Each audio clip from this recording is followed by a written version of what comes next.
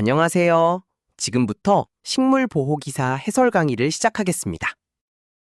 첫 번째 문제는 식물병의 발생 요소에 관한 문제로 식물병의 3대 요소를 알아야 하는 문제입니다. 식물병의 3대 요소가 아닌 것은 무엇일까요? 여기서 정답은 3번, 토양산도입니다. 식물병이 성립하려면 반드시 3가지 요소가 동시에 갖추어져야 하는데, 첫째는 병에 걸릴 수 있는 감수성 기주, 둘째는 병을 일으킬 능력이 있는 병원성 병원체, 셋째는 병 발생에 적합한 환경 조건입니다. 이를 식물병 발생의 3대 요소 또는 병삼각형이라고 부릅니다. 토양산도는 환경 요인의 한 부분일 뿐 독립적인 3대 요소에 해당하지 않으며 유독성이라는 표현도 정확하지 않고 병원성이 올바른 용어입니다. 따라서 토양산도가 정답이 됩니다. 두 번째 문제는 비생물성 병원에 관한 문제로 무생물 요인에 의한 식물 피해 증상을 알아야 하는 문제입니다.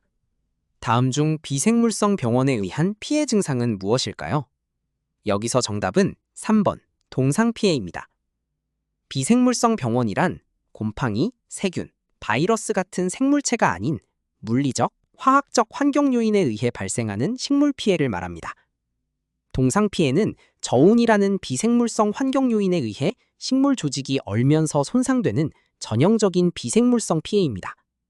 반면 모자이크 증상은 바이러스, 황화 현상은 주로 바이러스나 영양걸핍, 궤양 증상은 세균 감염에 의한 생물성 병원 증상입니다. 따라서 동상 피해가 비생물성 피해의 대표 사례입니다.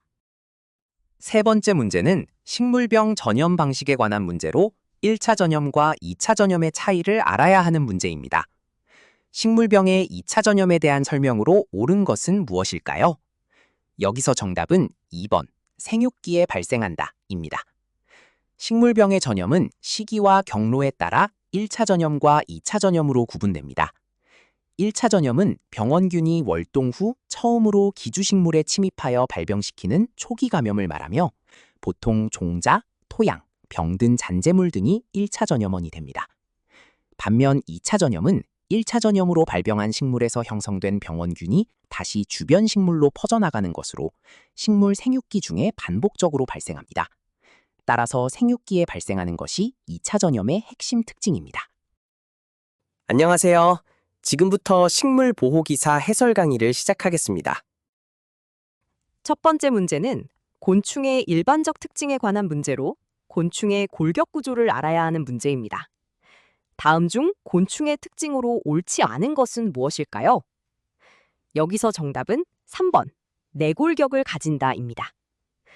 곤충은 절지동물 중에서도 가장 진화된 분류군으로 몇 가지 공통된 생리 특징을 보입니다.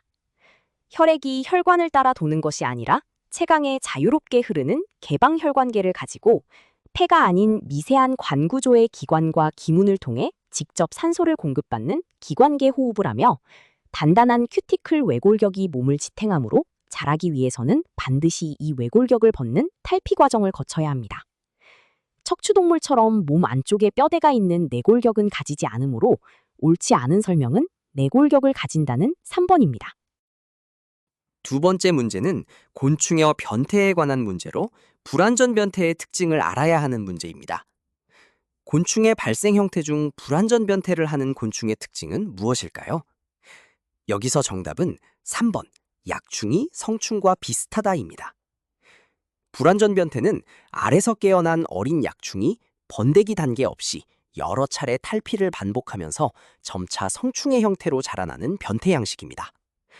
약충은 성충에 비해 크기가 작고 날개가 미발달하며 생식기관이 완성되지 않았을 뿐 전체적인 외형, 구기, 다리, 행동 양식이 성충과 매우 흡사합니다. 메뚜기, 노린재, 매미, 잠자리, 진딧물 등이 대표적인 불완전 변태 곤충입니다. 번데기 시기 존재와 유충의 형태가 성충과 다른 점은 완전 변태의 특징이고 탈피 횟수는 보통 종마다 일정합니다. 따라서 정답은 약충이 성충과 비슷하다입니다. 세 번째 문제는 곤충의 분류에 관한 문제로 분류학적 위치를 알아야 하는 문제입니다. 곤충의 분류학적 위치는 무엇일까요? 여기서 정답은 1번, 절지동물문 곤충강입니다. 생물 분류 체계에서 곤충은 동물계에 속하는 절지동물문에 자리 잡고 있으며 그 안에서 다시 곤충강으로 분류됩니다. 절지동물문은 마디로 된 다리와 단단한 외골격을 공통으로 가진 분류군으로 곤충, 갑각류, 거미류, 다지류 등이 포함됩니다. 곤충강은 절지동물 중 머리, 가슴, 배의 세 부분으로 몸이 나뉘고 다리는 가슴의 세 쌍, 보통 두 쌍의 날개를 가진 동물군입니다.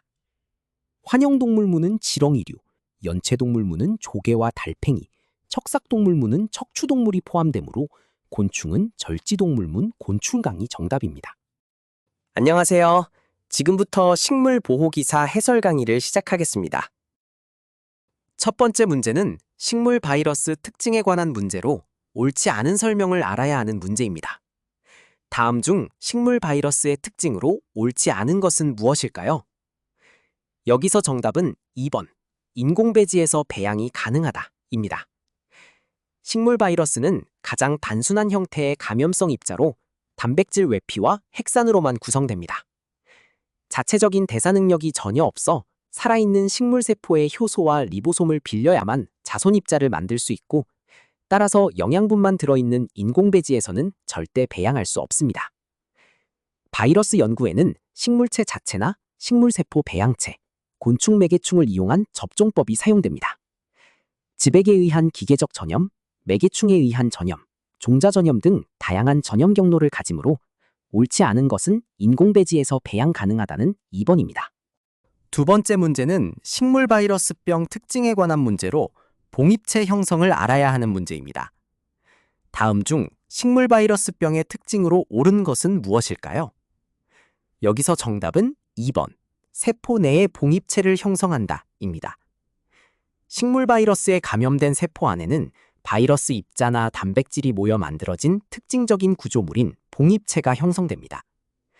봉입체는 전자현미경뿐 아니라 광학현미경에서도 관찰 가능한 크기로 나타나는 경우가 많아 바이러스병 진단에 중요한 단서가 됩니다.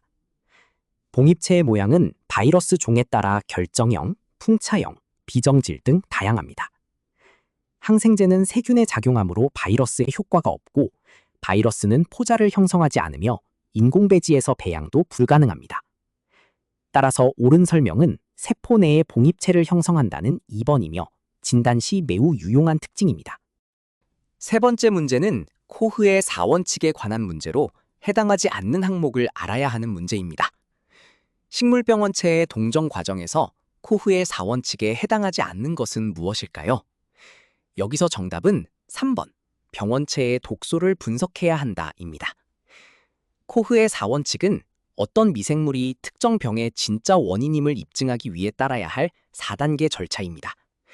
첫째, 병든 조직에서 의심 병원체가 항상 분리되어야 하고, 둘째, 분리된 병원체가 인공 배지에서 순수 배양될 수 있어야 하며, 셋째, 순수 배양된 병원체를 건전한 기주에 접종했을 때 동일한 병이 재현되어야 하고, 넷째, 발병한 조직에서 다시 동일한 병원체가 재분리되어야 합니다.